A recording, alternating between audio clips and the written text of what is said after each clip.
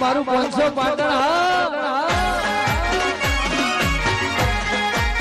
જય માતાજી મિત્રો, હું છું તમારો અજય રાવળ ફ્રોમ 500 પાટણ. આજના ન્યૂ વ્લોગમાં હું તમારું હાર્દિક સ્વાગત કરું છું.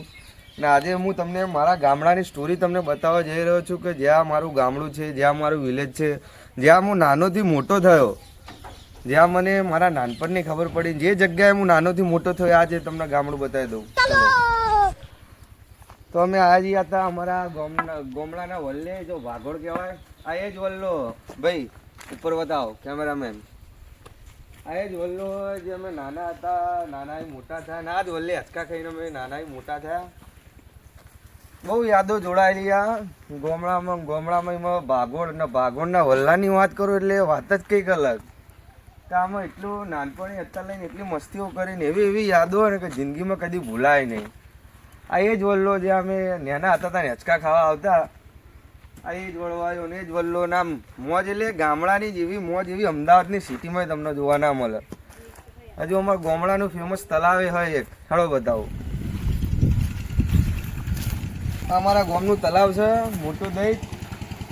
વર્ષો લગભગ ને આ તલાવ હશે લગભગ બહુ વર્ષ જૂનું પહેલાંનું આ તલાવ હ. ના અમારા તો મારા વાલા મિત્રો, મારા દોસ્તારો, આ અમારા ગામનો જૂનામાં જૂનો 2-3 પેઢી વખતનો હવાળો જૂનો હ. ત્યાં બહુ પહેલાંના ટાઈમે પશુઓને પંખીઓ માટે પાણીની વ્યવસ્થા હતી, પશુઓને પાણી પીવડાવતા. બહુ પહેલાંનો 2-3 પેઢી પહેલાંનો આ ફોર્મે દેખાય એનો હવાળો છે. અને આ જે આખી સર્કલની જગ્યા તે બહુ પહેલાંના આજથી બીજી પેઢી પહેલાં કામ એવું બધું ચાલતું હતું. અને એ ટાઈમ બહુ પહેલાં પાણી ચાલતું હતું, કમ્પ્લીટલી ચાલતું હતું. હાલમાં બધું બંધ કરી દેવામાં આવ્યું. કારણ એ કે હાલની તારીખમાં એવું કહેવામાં આવે કે રાતના 6-7 વાગ્યા પછી આટલે કોઈ ચકલું ફરતું નહીં. કેમ કે ભૂતિયા જગ્યાઓમાં આનો નંબર આવે પાટણમાં. આ ભૂતિયા હવાડો, ભૂતિયા કૂવો, 2 વસ્તુના નામે આ 2 પ્રખત. આમ હું તમને બતાવી દઉં. જો પાટણમાં 500 પાટણના રજવાડાઓના ટાઈમનો આ કૂવો આ ઊંડો હાલમાં નકરી ગમે તેવું હોય એ હાફ તરફ જો સાફ તરફ.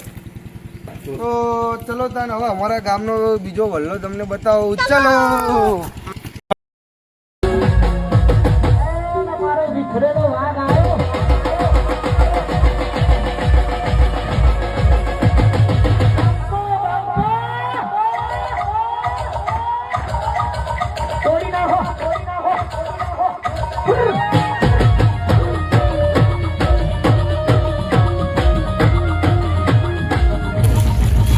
લગભગ અમારા ગામમાં પાટણમાં આ વડનો 3જો નંબર આવે. કારણ કે આ લગભગ આશરે 300 વર્ષ પહેલાંનો જૂનો વલ્લો છે. જેમ કે આ ઉપર જેમ વલ્લાની વળવાઈ હોય ઉપર જાય, પણ આ તો ઉપરથી નીચે આવે, નીચેથી જમીનમાંથી પાછી ઉપર આવી ગઈ.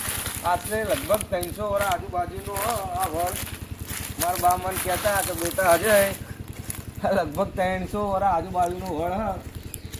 જે કહેવામાં આવે કે પાટણમાં 3જા નંબરનો અમારા નોમે વખણાય. તો પાટણમાં જાખાના ગામમાં 3જા નંબરનો આ વડ જે કઈધામ કઈઢો એટલે આયુષ્યમાં બહુ મોટો આયુષ્ય આનું 300 વર્ષ ઉપરનું હશે. અને આ વડને રાતના ટાઈમે 6 વાગ્યા પછી આ ચકલું ફરતું નહીં. કારણ કે તમે જોઈ શકો ભાઈઓ મારા, કારણ કે એકદમ ભૂતિયા જેવું આમ બેકગ્રાઉન્ડ બધું આમ ભૂતિયા જેવું જોઈ લો એકવાર.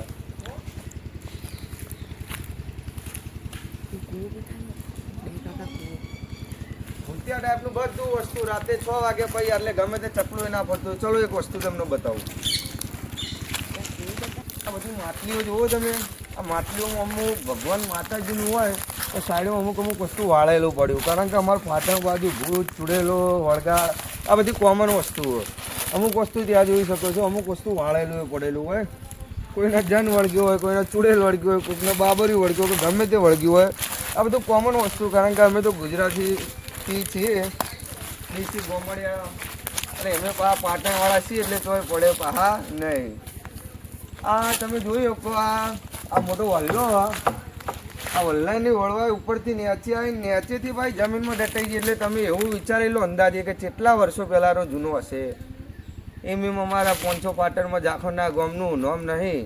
કારણ કે બહુ ઇતિહાસ એટલે જોવા જઈએ તો બહુ હદબાર વગરનો કારણ કે આ તમે આમ જોઈએ તો ભાઈ પેલું બતાવો, અને જે વલ્લાનું થડ જાડો કેટલો, મૂળવાઈ કેટલી, અને આમ જોવા જઈએ ને હદ 12 વગરનું આમ જો બતાવો ભાઈ, આખું આ વલ્લાનું થડ્યું હોય. કોમનલી ગણવા જઈએ તો વલ્લાનું થડ આટલું હોય મિનિમમ આટલું હોય, પણ આ તો મોટું વીઘાનું આમ મોટું હેવી ડમ્ફર્યું હોય એવડું મોટું તો વડ છે. આમ જો આ વરથી આ વચ્ચે આવીએ જ કકા આ અને આમ જઈએ એકાય આમ મોટામાં મોટું વડ કહેવામાં આવે તો આમ ભાઈ જોઈએ કા તો બહુ ગઈઢામ ગઈઢો હોય ને બહુ આમ બહુ જૂનામાં જૂનો લગભગ 300 વર્ષ આજુબાજુનો વલ્લો જૂનો એટલે કેવું હોય મિત્રો તમે જે વિચારો તો બહુ એટલે બહુ આમ જો વળવાઈ ઉપર આવે નીચે જાય ને નીચે બહાર નીકળે, આનું નામ વળવાઈઓ કહેવાય. એમ જૂનામાં જૂનું નહીં કહેતા 500 પાટણમાં અમારા ઝાખુના ગામનું નામ ચાલે. એટલે આવી રીતે આમ આશરે જોવા જઈએ તો બીજું વસ્તુ બતાવું ગામ નહીં જુઓ મધનો પૂળો હોય અમારા ગામડામાં ભાષણ કહેવાય કે મધ ભમરા હોય તો ઓગળી ના કરાય ને ચોટી પડે.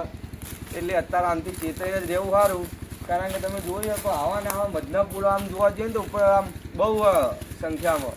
ભાઈ અત્યારે તો એક જ બતાવો કિશનભાઈ, અત્યારે તો એક જ છે. અને આ મધના પૂળા ઉપર અમને એક વસ્તુ યાદ આવે, કારણ કે લગભગ અમે નાના હતા ને આ બાજુ અમે એક કામથી આવ્યા હતા. હોમ મેં તલાવ રહ્યું એ તલાવમાં અમે આશરે અમે બહુ નાના હતા ને, કારણ આટલું બધું ઊંડું નહોતું, સાઈડનો જે હતો ને એ નાહા જેવું હતું, અને એમાં અમે પડ્યા હતા નાહવા. અને એ ટાઈમે અમે ડૂબાયા હતા તો એમાં બાપાના છોકરા એમને ગાઢે હતા, એ બચ્ચા એ બહુ કિસ્સો એ પછી તમને કોઈક ટાઈમ કહીશ.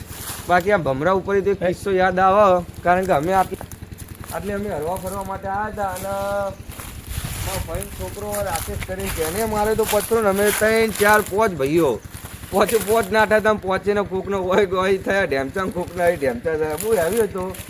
એવા કિસ્સા કહેવા જઈશું તો ગામડાની વાત અલગ. અત્યારે આડો તમને બીજું કંઈક વસ્તુ બતાવો.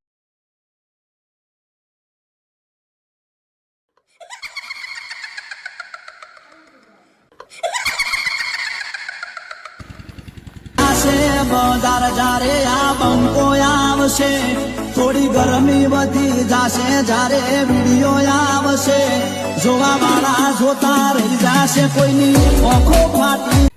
તો મારા વાલા મિત્રો બસ આટલા આજના વ્લોગમાં બસ આટલું જ, કારણ કે મારા કેમેરામેન જે હોય એમનો અત્યારે કામનો સમય ચાલુ થઈ ગયો, એટલે અત્યારે જાય એટલે બીજો મિની વ્લોગ આપણે કાલે મળીશું ભાગ 2માં. પણ અત્યારે હું તમને એટલું જણાવી દઉં કે આજના જે વ્લોગ હતું એ મારું ગામડાનું અમુક જે કલ્ચરિટી અને જે અમુક આમ ઐતિહાસિક હતું એ વસ્તુ જોવા જેવું એ તમને આજે બતાવ્યું. કાલના બીજા ભાગમાં હું તમને અમારું ગામ, ખેતર ને અમુક જે વસ્તુ હોય નેચરલ એ બધું વસ્તુ તમને બતાવીશ. અને હા, અમારો વિડીયો તમને ગમ્યો હોય તો લાઈક કરજો, કમેન્ટ કરજો અને સબસ્ક્રાઈબ કરજો. Thank you. એ મારી ગોકુળ નગરીનો કાનોડો ક્યુટ બલબલી ગોપીઓ કરે સેલ્યુટ, મારી ગોકુળ